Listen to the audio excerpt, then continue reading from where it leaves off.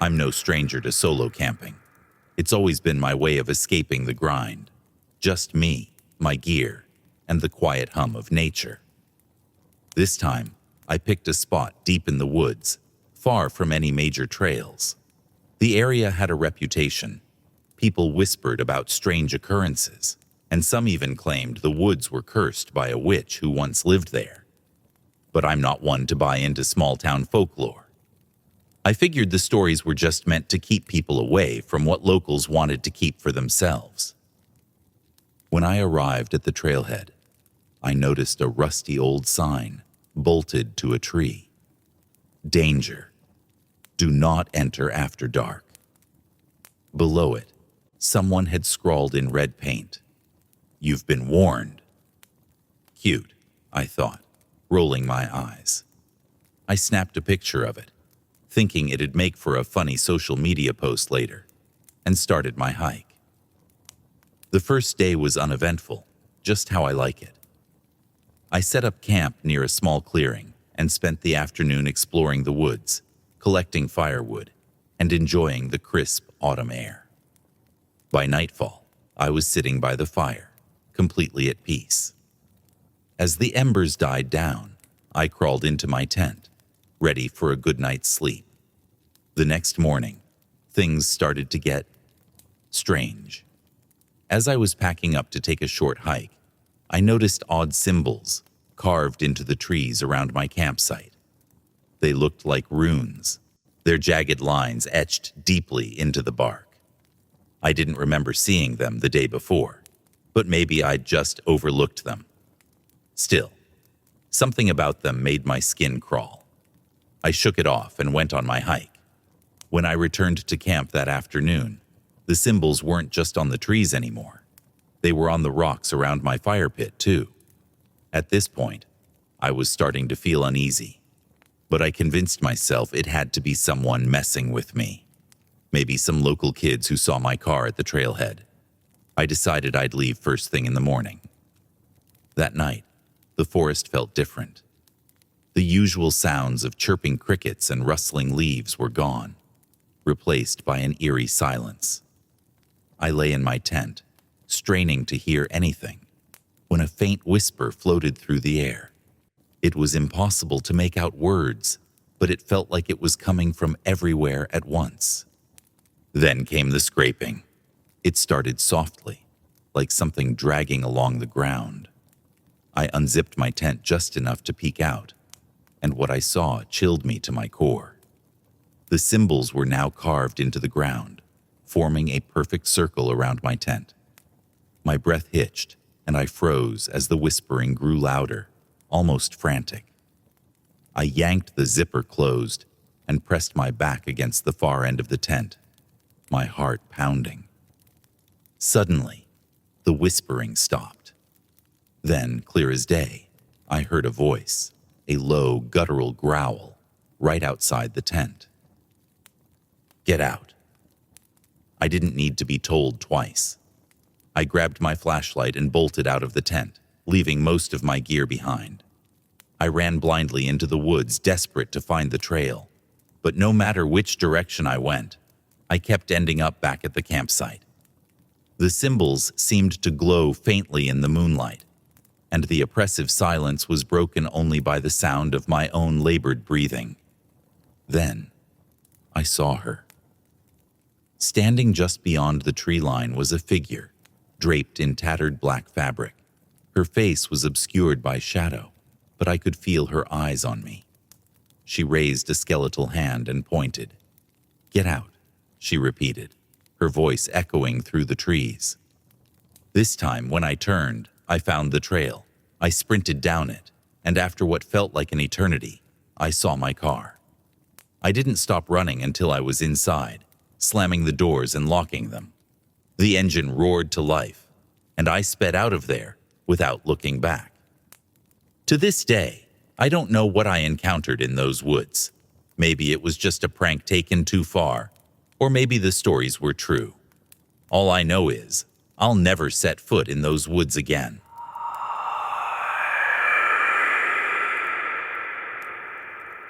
Camping has always been my escape. No emails, no deadlines. Just me, my friends, and nature.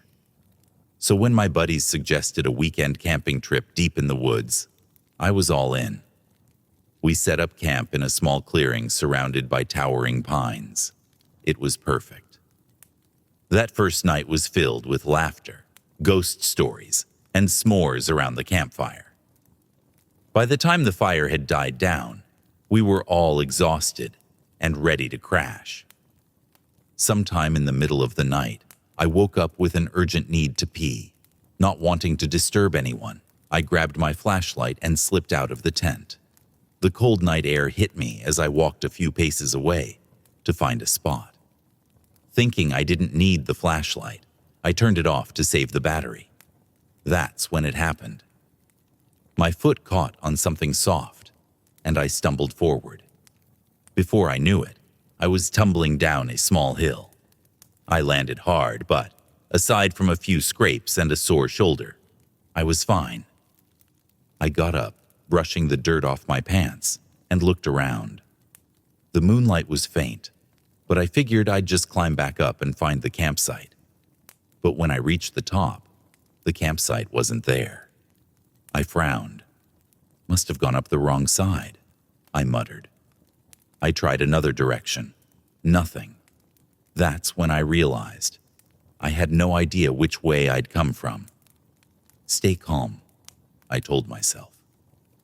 I retraced my steps, or at least I thought I did. But the further I walked, the more disoriented I became. Every tree looked the same, and soon I couldn't tell if I was making any progress or walking in circles. Eventually, the first light of dawn started breaking through the trees. I felt a wave of relief. Finally, I thought, now I can see better and get back to camp.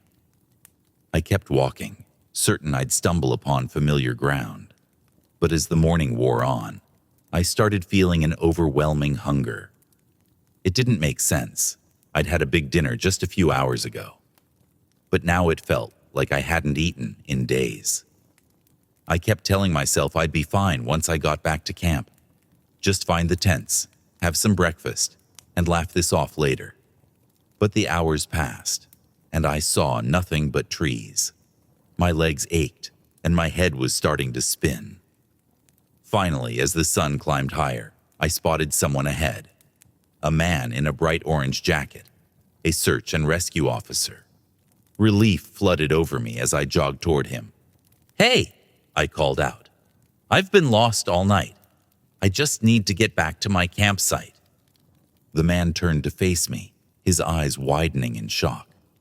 "Holy, you're the one we've been looking for," he said, his voice almost a whisper. I stopped in my tracks, confused. "Looking for? I've only been out here since last night." The officer's face turned pale. "Son," he said slowly, "you've been missing for 3 days." I stared at him, my heart pounding. "That's impossible," I said. "I just fell last night. The sun came up a few hours ago."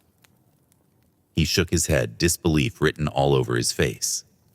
"We've had search parties out here since the morning after you disappeared. It's Thursday now." My knees buckled. 3 days? It didn't make sense. I remembered every step I'd taken, every tree I'd passed. To me, it had felt like a single night. But the hunger, the exhaustion, it all started to make a terrible kind of sense. The officer called in the discovery over his radio, and within minutes, more searchers arrived. As they helped me out of the woods, I tried to piece it together, but the more I thought about it, the less it added up. Back at the trailhead, my friends were waiting. They ran up, hugging me, their faces a mix of relief and shock. "We thought you were dead," one of them said, his voice breaking. At the hospital, doctors said I was dehydrated and malnourished, but otherwise fine. They theorized I might have hit my head when I fell, causing temporary confusion or memory loss. But none of it explains how I survived 3 days thinking it was only a few hours.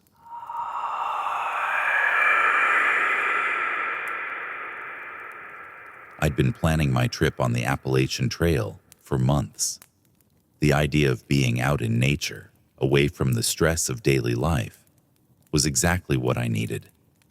My goal was to tackle a longer section of the trail, something I hadn't done before, and camp at a specific site about 8 miles in. The day of my departure started off rocky. A traffic jam delayed my arrival at the trailhead, and by the time I parked and strapped on my pack, the sun was already beginning its descent. I had maybe an hour of light left. 2, if I was lucky. I debated turning back, but figured I could make up time by pushing myself harder. However, as the sky darkened, the trail became harder to navigate. The dense forest seemed to close in around me, and every rustling leaf sounded like something larger. About 4 miles in, I realized I wouldn't make it to the campsite before nightfall. That's when I spotted it. A small cave nestled into the side of a rocky hill. It seemed harmless enough and offered some protection from the night air. I decided to stop there, figuring I could set out again at first light. I set up a modest camp just outside the cave's entrance, had a quick meal, and tried to settle in for the night. The forest was eerily quiet, with only the occasional hoot of an owl or the distant rustle of leaves to break the silence. I'd almost managed to convince myself that this was just another night in the wild when I heard it. Faint at first, like a whisper carried on the wind, then growing louder. Chants, rhythmic, almost melodic, coming from deep within the cave. I sat up, every nerve in my body on edge. My first thought was that it was the wind playing tricks on me, but the longer I listened, the clearer it became. Voices. Curiosity tugged at me, even as my instincts screamed to stay put. I grabbed my flashlight, its beam slicing through the darkness, and cautiously stepped into the cave. The chanting grew louder as I ventured deeper. The cave walls were slick with moisture, and the air grew colder with each step. I followed the sound, my pulse pounding in my ears, until I reached a narrow hole in the rock. The chants were almost deafening now, echoing through the cave like a haunting chorus. I hesitated. Crawling through a tight space in the middle of the night wasn't exactly on my bucket list, but my curiosity got the better of me. I dropped to my stomach and began to army crawl through the opening. On the other side, the cave opened into a massive chamber. I switched off my flashlight, not wanting to give away my presence. Down below, illuminated by flickering torches, was a group of people in black robes and masks. They stood in a circle, chanting in a language I didn't recognize. At the center of the circle stood a figure on a makeshift stage, holding what looked like a ceremonial knife. A deer lay bound on an altar before them. My stomach churned as I realized what was about to happen. The leader raised the knife, and with a final chant, brought it down.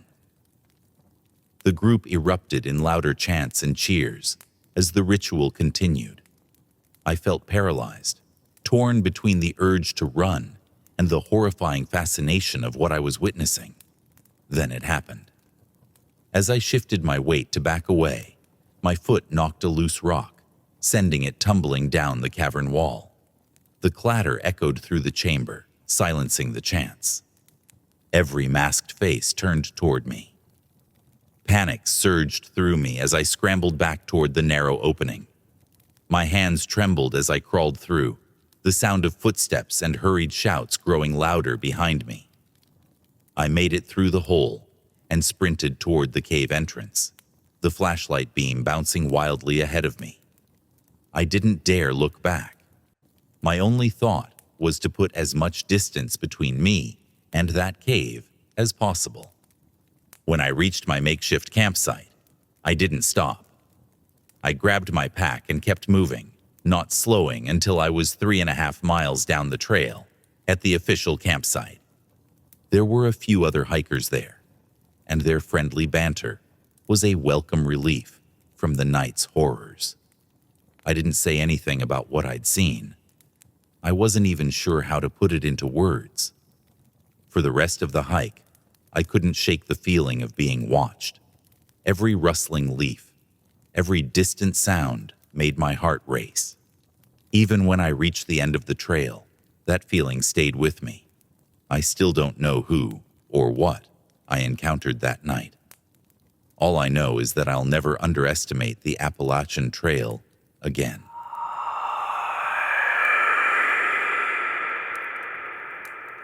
Thanks for stopping by the channel.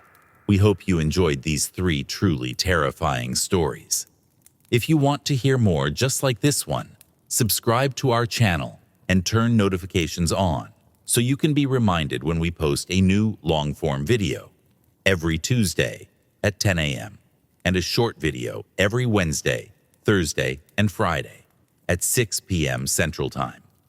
If you have a story you'd like to hear read on the channel, email it to us at officialnightmarenarratives@gmail.com, and you might just hear your story read in a future episode. Thanks again for listening, and stay spooky, friends. We'll catch you in the next one.